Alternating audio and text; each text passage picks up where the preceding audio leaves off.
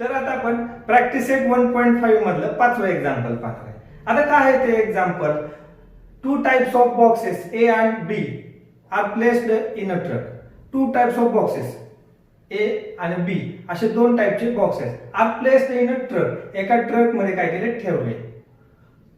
Having capacity 10 tons. ज्याची capacity किती आहे? 10 टन. आता इथं ज्याची कॅपॅसिटी म्हणजे ह्या ट्रक मध्ये जास्तीत जास्त किती माल मावू शकतो? तर 10 टन. 10 मग आता 10 टन त्याचं लगेच लक्षात यायला पाहिजे कन्वर्जन करायचं ते. मग आपल्याला माहिती 1 टन म्हणजे किती असते? बरोबर किती? 1000 किलोग्रॅम असते. मग 10 टन म्हणजे किती? 10,000 किलोग्रॅम असणार. मग 10 tons is equal to 10,000 kilogram. लक्षात आलंय? अजून एकदा, हे ए टाईपचा बॉक्स आहेत, ए टाईपचे बॉक्स आहेत, बी टाईपचे बॉक्स आहेत. हे काय केले? त्या ट्रक मध्ये ठेवले ज्याची कॅपॅसिटी किती? 10 टन म्हणजे 10,000 किलोग्रॅम. आता पुढचं काय सांगितलंय?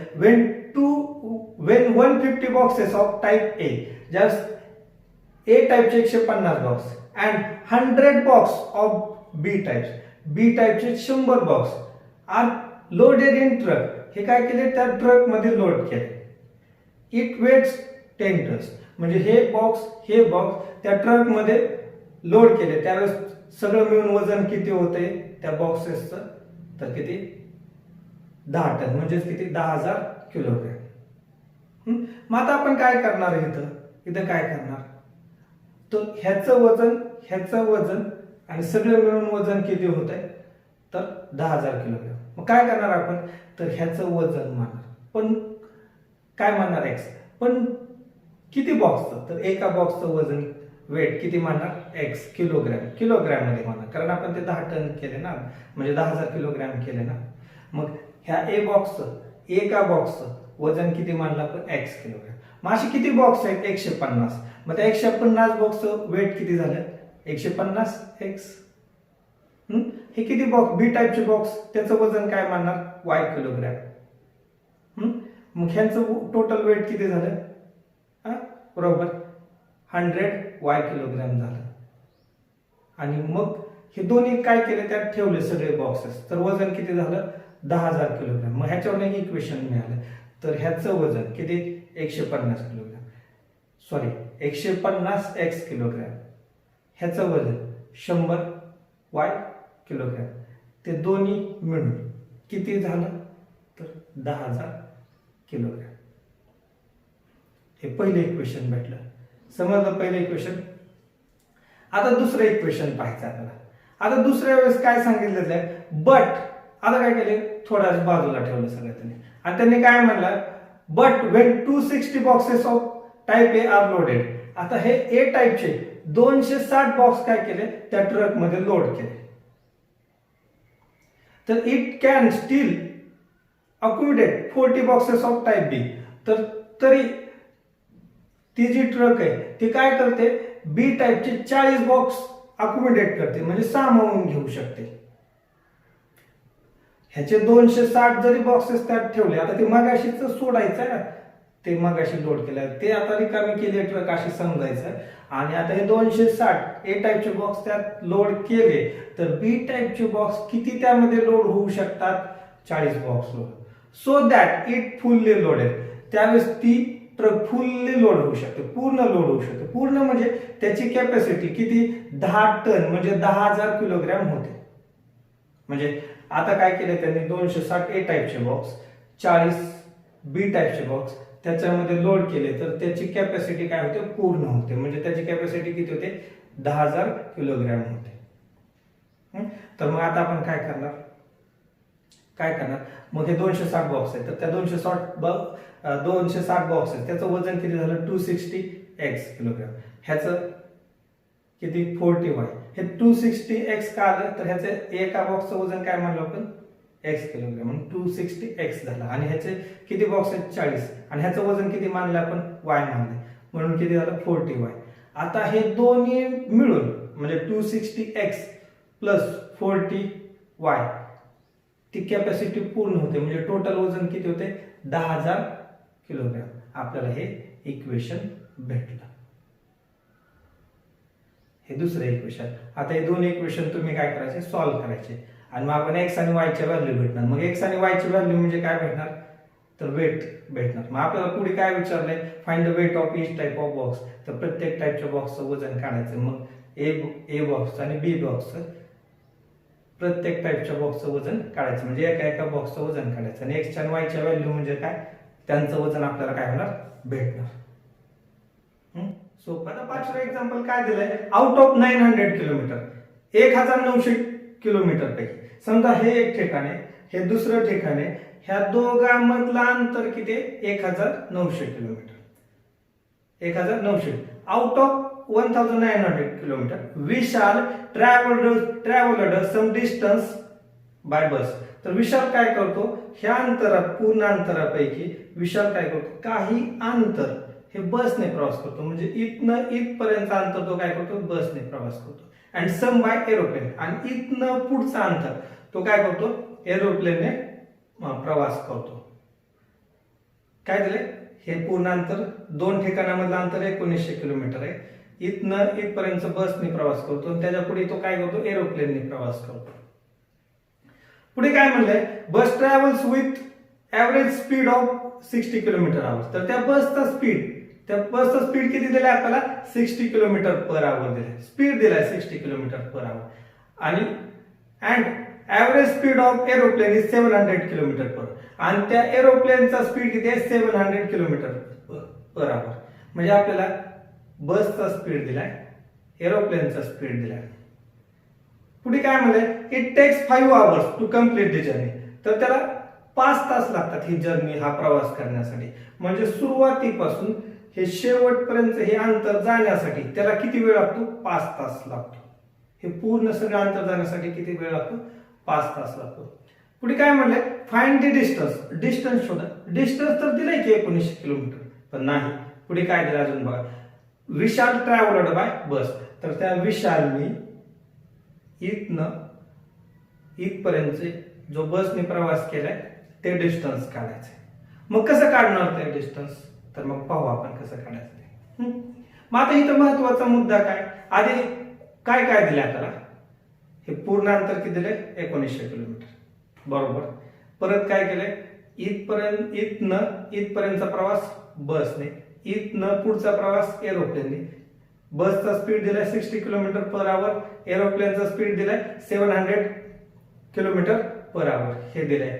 आणि विचारलंय काय, बसने ट्रॅव्हल केलेला डिस्टन्स, अंतर, हे अंतर काढायचं आहे. आता बघा, मग इथं व्हेरिएबल कशाबद्दल मानायचे, तर हे एक्झाम्पल 2 पद्धतीने सोडवता येते. मी त्यातली एक पद्धत सांगतो. बघा, आता काय करणार, आपल्याला काय विचारलंय, तर बसने ट्रॅव्हल केलेलं डिस्टन्स, म्हणजे इथनं इथपर्यंतचा डिस्टन्स काढायचंय. मग ते डिस्टन्स काय म्हणणार आपण, हे बसने प्रवास केलेलं डिस्टन्स काय म्हणणार आपण, एक्स, युनिट काय किलोमीटर येणार. बरं, आता मग 2 व्हेरिएबल असतात ना, आणि मग एरोप्लेनने प्रवास केलेलं डिस्टन्स काय म्हणणार, वाय किलोमीटर पर आवर. आता तुम्ही काय करणार, हे लिहिताना उत्तर, तर let X kilometre be the distance travelled by bus and Y kilometre be the distance travelled by aeroplane. असं तुम्ही उत्तर लिहिताना प्रॉपर लिहा, बरोबर. आता बघा, आता पहिले इक्वेशन मला सांगा, इथनं इथपर्यंत किती अंतर आहे, एक्स किलोमीटर, बरोबर, आपण मानलं ते. आणि इथनं इथपर्यंत अंतर किती आहे, वाय किलोमीटर. मग हे दोन्ही अंतर मिळून सगळं अंतर किती आहे, 1900, 1900, बरोबर. मग मला इक्वेशन, हे अंतर प्लस हे अंतर इक्वल टू 1900. मग काय इक्वेशन आहे, एक्स, हे अंतर एक्स प्लस हे अंतर वाय इज इक्वल टू 1900. हे पहिले इक्वेशन, समजलं का बघा.